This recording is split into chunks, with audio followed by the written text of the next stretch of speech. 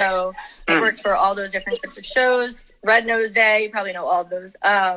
So yeah, I've worked for all those different types of things. So I'm not in one spot. I'm always, moving around. That's a good thing too. So yeah, just keep moving. You gotta keep moving. So. Yep. Yes. So maybe one day I'll be doing what Meredith's doing. Oh yeah. So take me back. Obviously, the XFL was a short-lived thing, but what was that experience like working the sidelines? And did you work this? So what was your job at the XFL? Just work the sidelines? Yeah, so I was a sales and experience manager. So basically, like handling the season ticket plans, dealing with the fans and premium. So why you would see me on the sidelines, because I know a lot of people were like, you're on the sidelines. I was in charge of our field seats. We were the only team that ever had actual field seats on the field where you could sit like courtside for a basketball game, but you're actually on the field at MetLife. So it was really awesome, and I was fully in charge of those. So it was like premium seating. Obviously, like it cost more than a regular seat, but you get to actually sit on the field. So it was definitely awesome. I would have sat there if so yeah, they were great. But yeah, so I basically just had to deal with the fans, make sure they have everything that's going on, make sure they're enjoying their experience, and all of them had the best time ever. Like, we never heard anyone say anything negative. So it was really sad to see it go. Do you see them potentially coming back when this thing holds? No? We're being told no. So okay. Unfortunately, we don't foresee that. If like something happens that we don't expect, maybe, but we're being told, that it just is a no-go, which is really sad because it really was just so much fun. I don't know if you made it out to MetLife at all, but like a lot of people did, and they had the best time. It was like... Yeah, I mean, No, sorry, go ahead. Sorry. You go. Zone, I always use this reference. So like the end zone areas were like the bleachers at Yankee Stadium. So everyone was just having the best time ever. And they were so loud that I was like, this is from the first game. They were just so loud. So it was definitely just an awesome environment. Yeah, so I've been to MetLife before, but it was like, I think it was like 7 years. When I was younger, I'm a Cowboys fan, so I went to a Cowboys-Giant game. So I think the last time I went to MetLife was a long time back. But MetLife Stadium is a nice stadium, and I think at some points, I think they need to. I like the way they share the stadium with the Jets, but I feel like if they somehow one of these teams can get their own stadium, it would be perfect. But I guess there's nowhere to put it yet. So they hopefully sometime in the future they build another stadium. But I think the share. Sorry, keep going. No, what were you gonna say? I think that's like the problem is like New York is so already like squished with things that it's hard to like find another to put them. I mean, like Yankee Stadium itself was like put there, and then like they built around it to make it like better, and then like I was gonna say Shea. Citi Field is like in the middle of nowhere, so you're like, there's not much space left. So we're all in Jersey, I guess. Right. So we'll get to like we'll talk some NFL later. But were you a Giant fan growing up, or? I mean, honestly, I followed my dad on that, and my dad was a Giants fan, so I followed him on that. I guess I would still be considered that, but I'm not exactly like as gonna get angry as I would with baseball. But I do definitely, if I had to pick, I would pick the Giants. Yeah, I'm a huge Dallas Cowboys fan, so everybody sometimes hates on me for being a Cowboys fan, but they got to deal with it. But so when did you start watching the Yankees and when you became a Yankee fan? Yeah, so I was 6 years old. My grandfather had baseball on in the background. He wasn't even watching. And I walked into the room. Bernie was batting. And I was like, what is this? And he was like, it's baseball. Like, he literally had no idea what I was asking. And then I sat down, and I was just learning, like just staring at the TV, and he calls my dad and he's like, your daughter likes baseball. And then my dad took me out to hit balls, and then I was at Yankee Stadium every day since. So. Oh, wow. Yep. So, wow, speaking of, like you said earlier, Meredith Marakovich, by the way, shout out to her. I love her. She's amazing. Yeah. She does a great job. Yeah. I'm trying to get her on I'm trying to get her on my podcast, but it's hard because I'm sure she gets a lot of messages, but hopefully at some point she'll join. But would you say that she's one of your role models in the sports business? Yeah, definitely. I mean, women in sports as a whole, it's definitely like we all come together because we're super minority in sports. So like even for an XFL day, we were going to do like a women in sports day because it's so rare that, like, I guess it's becoming more frequent, but like, you know, you have to work double the amount that a man does. So yeah, but I definitely say she's one of them for sure. I mean, she lives the best life. She really does. Yeah. I mean, so I had the opportunity of interviewing like 2 days ago. You know, Rachel Bokovich. She got hired by the Yankees. Yeah. So I had the opportunity. I'm just honored that she came on that day, and it was really inspiring. But I just want to get your take how in this generation how women's coaching has evolved. And then they're getting a lot of more opportunities to coach male sports now. So to explain that, like, yeah, I feel like especially with the Yankees, that's huge. Because they're very kind of set in their ways of like how things have always been. So when they kind of like go off the path, like making judges chambers was like going off their path, you know, because in no world would they have done that originally. So yeah, I was so excited because that's amazing. Like that she gets. How old is she too? Because I don't even know how old she is, but that is like. She looks so young, so I'm like, good for her. Yeah. Yeah, she's been in the major. I think she told me she's been in the business for a long time. Like because she used to be coaching. She was a strength and conditioning coach for the Cardinals. I mean, she worked for the St. Louis Cardinals and then the Houston Astros. My God, but I don't want to talk about the Astros, but she used to work with the Astros, but I told her that she will get her opportunity to be a hitting coach in the major league, and I told her I hope it's with the Yankees because it would be a fantastic story, especially for her being a hitting coach with the Yankees. Sometimes I'm just hoping the Yankees. I'm just hoping the Yankees give her that much opportunities, but I'm just glad that she's on board. I feel like they will because you know she's already. So I feel like that she'll definitely get that chance. I mean, I would hope so. But that would be like huge. You know what I mean? Like that would be like, whoa. But it's still a great, you know, still came really far. Like I said, it's just super difficult. Like I've done a few different scenarios in like my position where people are like, so what's the obstacles as a woman that you have to go over? And there's so many, like in both sides that I work on, entertainment industry and the sports. There's just a ton. So when you see a woman do well, you're like, awesome. Like, you don't even get jealous. You're just like, right. You know. But yeah, still, I want men to do this job. Yeah, I think you can actually, you know what? I think it should be her coworker.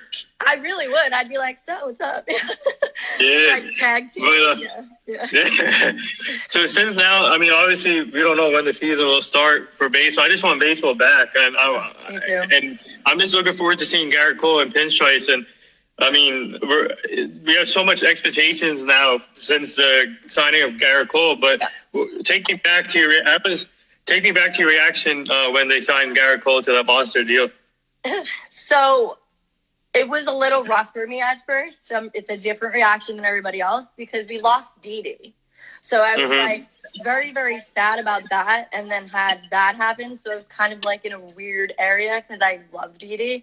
So it was a little bit of like a weird reaction. Then like once I felt, you know, okay, I'll go say hi to Didi in Philly. Then I like got into the zone of like, wow, he's really with us. But then at spring training, because luckily I got to see him in spring training, that's when I was like, holy crap. Like, I'm like, okay, we really have him. And I was right behind the dugout. So, like, it was just, I don't know. It's something that, like, I guess I still don't really feel like it's real because we haven't played. Like, so, but he was in front of me and I'm like, all right, like, this is real. This is awesome.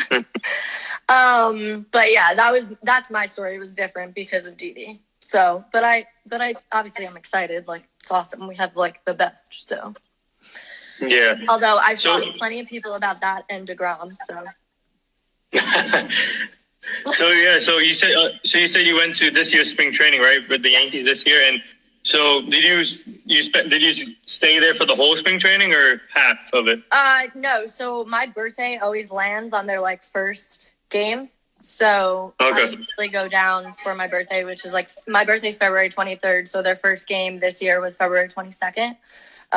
So I went down for that, and I usually stay like a couple of days, and I try to go back then again in March. Before the regular season starts, but obviously that got cut short. So, right. But I got to say how grateful I am that I was lucky to be there because some people didn't get to see them at all.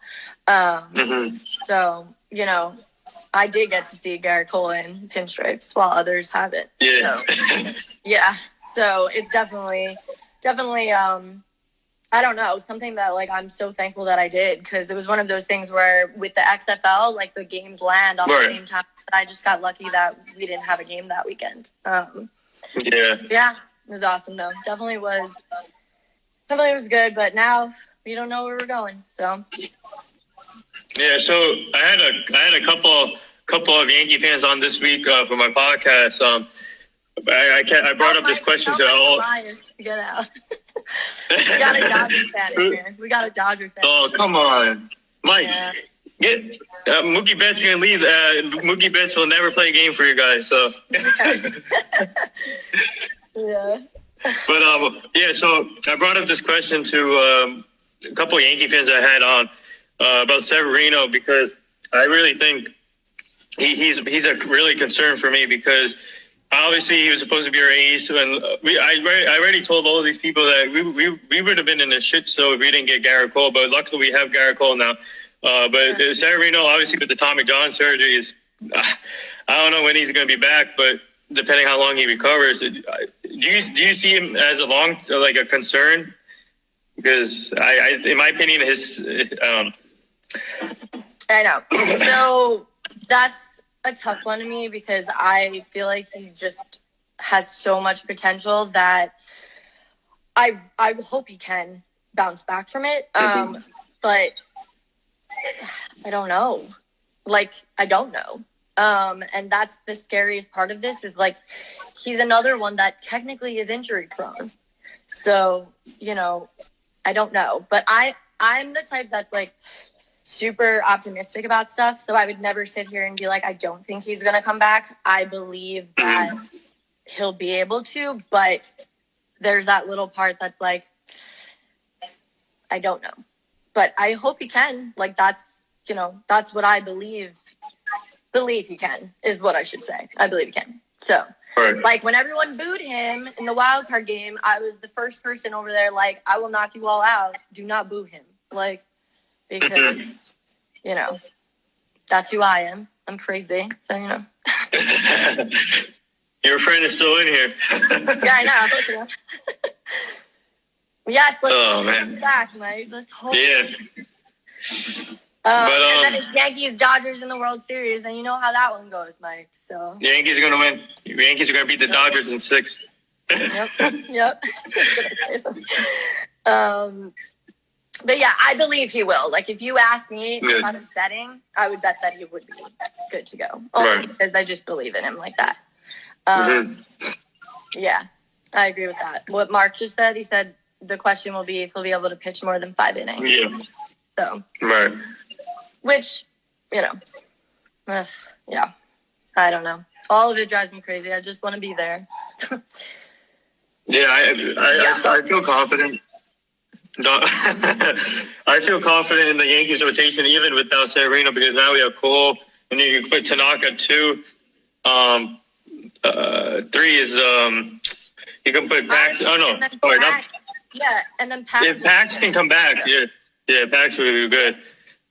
Yeah. So you can put Paxton at 3, and then 4, 5. I'm thinking who I'm forgetting. Montgomery. Well. And then Hap. Yeah, I was like, yeah, forgetting Hap, but technically. But I mean, I'm okay. I'm okay with that because I feel like we can survive that because last year we survived 30 people on the DL. So I feel like. Well, I was gonna say that, and honestly, like, I know Chad Green had his hiccups, but I trust him so much. Like, if you put him in, he's gonna, dominate for at least a few innings. So, when we were doing the whole, your friend just broke some news. Yeah, no, I saw that already. Well, what happened? They're not even bad punishments at all. Oh, what was it? You'll see it. It's on Twitter. It's like the smallest little bit of punishments. I didn't even read it through because everyone was making fun of it, being like, this isn't even a punishment. But one of the things was like Cora can't participate through the 2020 season. Like, we're not even playing right now, so. Is it? Oh.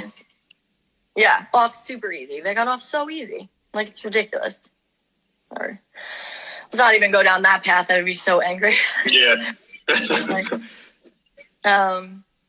But yeah, I think we would be good to go. Like, as Mark mentioned, like, we got all the way through without Garrett Cole or Sevi. So yeah, we'd be good. I that's like my least of my concerns. I just really want like the big guys to be good to go and not hurt anymore. Because like, right. No offense to Clint or anything, but like Clint in right field is tragic. And I can't do it. I'd rather have Andahar out there. Like, yeah. Andor did pretty good during spring training, and you had the opportunity to see him close. So he made a couple plays in the outfield. So to you, what's your perspective? Do you think Andor can be a capable outfielder for his career, like, in the future? I think he really could, and he's got a phenomenal arm. So I think he could 1,000% be out there. And if these guys like Stanton and Judge like get hurt, you have him to cover it. I mean, I know everyone's so questionable about him at third, but he wasn't even double clutching when he was practicing. So we had to get to the. So let's see. Sorry. How many Yankee tattoos do you have? I just said something else.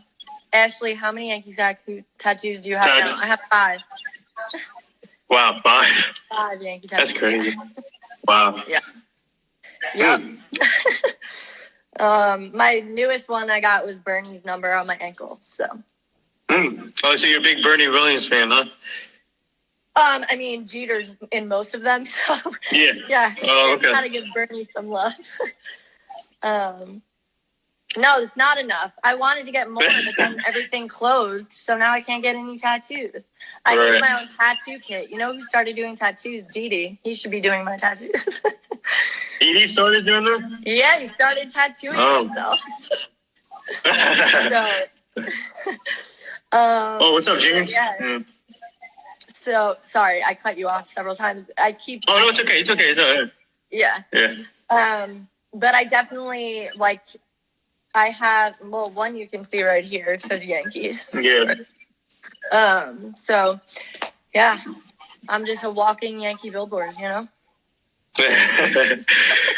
so, yeah, I mean, Andahar could be, I think I agree with you. I think Andahar, like you said, he has a strong arm, and I feel like with Judge in right field, and he has a strong arm too, so you have two... If Andor plays left field, and then this will help Garner too. Actually, if Garner plays center field, and then they have the 2 strongest arms on each side of you, because Garner does not really have a strong arm. So I think that could work out well for us. Oh, 1,000% in the long term.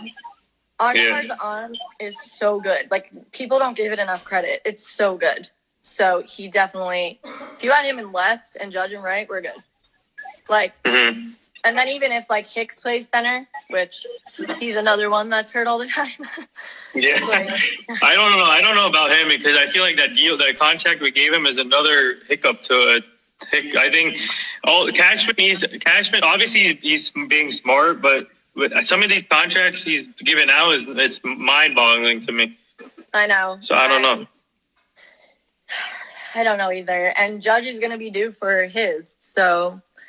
I don't know what that one's going to be like either, but you got to give him a big one because of everybody. Like it's centered around him. Going to truly rely on. Now, my answer to him about him would be a little different because I would be like, yeah, you don't really know what you're going to get. But I think Gio will definitely shock people and like come out just as strong. I also don't know what the effect of this time period is going to do on things. So like if we do end up playing and it's like a shortened season or whatever they decide, I just don't really know how that's going to affect everybody. Like it could really, like what was the last one? Like 30 games that we just played 30 games? I know the Arizona.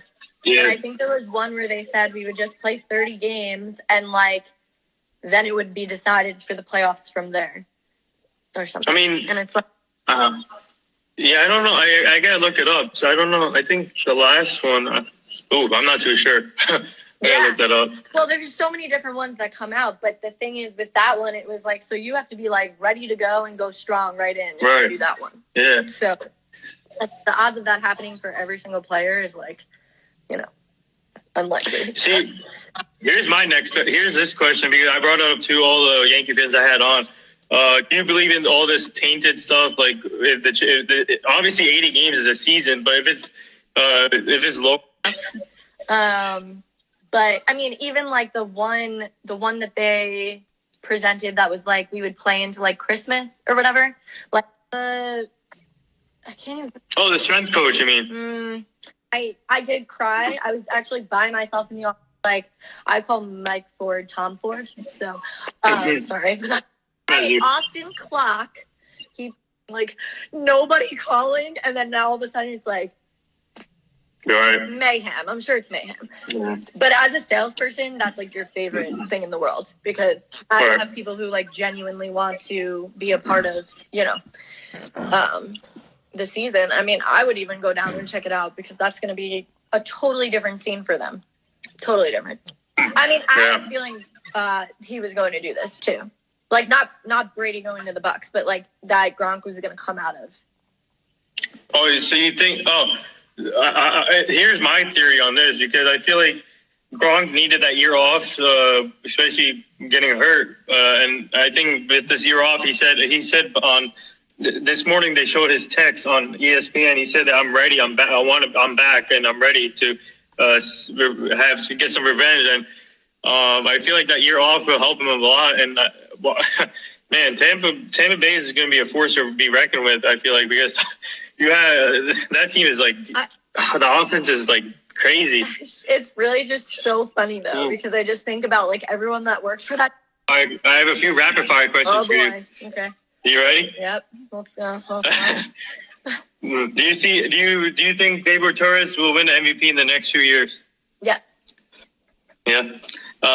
Favorite food? Like food type or specific food? Specific food. Okay, chicken parmesan. You can't go wrong with that. Favorite?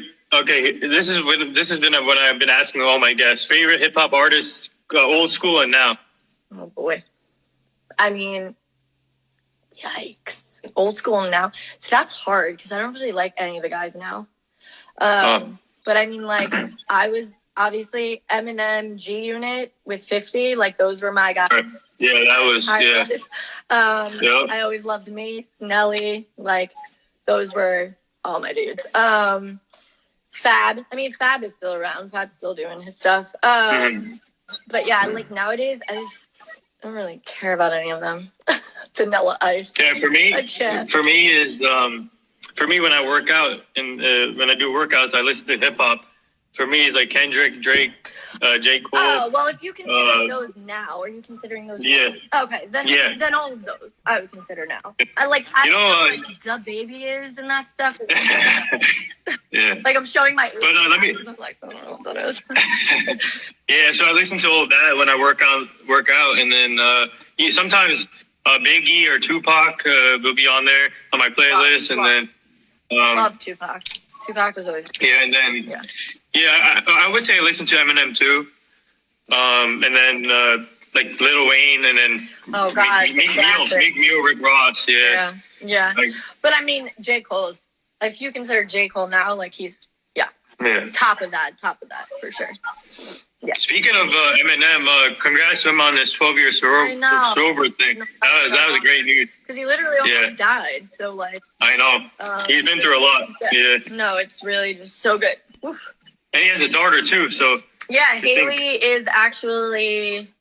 I'm trying to get everybody's perspective on him because he was one of my role models growing up, watching him play for the Lakers. So what did he mean to you, and what does Mamba mentality mean to you? I mean, it's literally the saddest thing. I was actually at brunch, and these guys like sat next to us, and everyone was kind of just like really quiet, and it hadn't broke on the TV yet. And these guys were sitting next to us, and they were like telling us about an event they were gonna have at the place, whatever. And then we like tried to crack a joke, and they were like, "Sorry, we're just like not in a good headspace because Kobe just died." And I was like, I mean, like, thought they were, like, just trying to be, like, whatever, even though that's not a funny joke. But we were literally like, what? And the mood just went totally down. Like, me and my sister were together, and we just kept, like, crying at random times of the day. We tried to get through the day, but we just kept crying. Because, like, if anybody... I don't know if other people have done this comparison, but he's always been, like, Jeter to me, if that makes sense. Yeah. So he was, like, the Jeter of basketball in my mind. Like, I always was like, if I ever met Kobe, you know what I'm saying? And I actually had the opportunity. I didn't meet him, but I worked Red Nose Day, and we did a segment with him. Oh, wow. And and the segment was so awesome. Like, everyone was like, he was the nicest guy, da-da-da-da. And I didn't get to be on set with him, but they, like, raved about him. And I'm like, damn, you know? Like, I was like, I wanted to meet him so much. And, like, in that moment of finding out that he was gone, I had wished, like, I told them, like, I'm working on set that day. Because I just felt like you just literally, like, you don't know when someone's going to be gone. And I just felt, I don't know, I guess in the sense of, like, how I always viewed him that way, it was just, like, heartbroken, genuinely heartbroken. And it still happens. Like, I see Vanessa talk, and I'm just like, Lord. Like, I couldn't even imagine. Like, not even just Kobe, you lost a daughter. And it's, like, the whole, I mean, she's so strong. I don't even think I could have, like, I don't know. Because unreal to me. And they, like, just celebrated their 19th anniversary, and like, can you imagine she's like in quarantine and you just have to like sit and think about all this? Like, I just especially her 13-year-old daughter Gianna also involved. So it's like you lost both of them, and it's like I just couldn't. I don't even know. But I think it's awesome that girl that I always forget her name. Sabrina, was it? The girl that taught basketball to is now coming. Oh, Sabrina, who got drafted. Yeah. So when that happened, I was like, yes, because it's like that is such a huge, for my moment, sorry, I never say it right. I get like tongue twister. I don't know why. Mama mentality. I feel like that's the huge one. Like, I felt like he was there, you know, like, just fully taking on all of that and being like, this is your chance, you know, like, shine in New York. The one thing I hate about Instagram, it gives you a time limit. It says 20 seconds left on this. Okay. So I'm just gonna say thank you for coming on. Go follow Ashley Fox on Twitter and Instagram. She's amazing. She does great work. Keep up the good work, and we'll link up. Yeah, no problem. We'll link up pretty soon. Okay, awesome. Bottomless lunch. Okay. Yeah.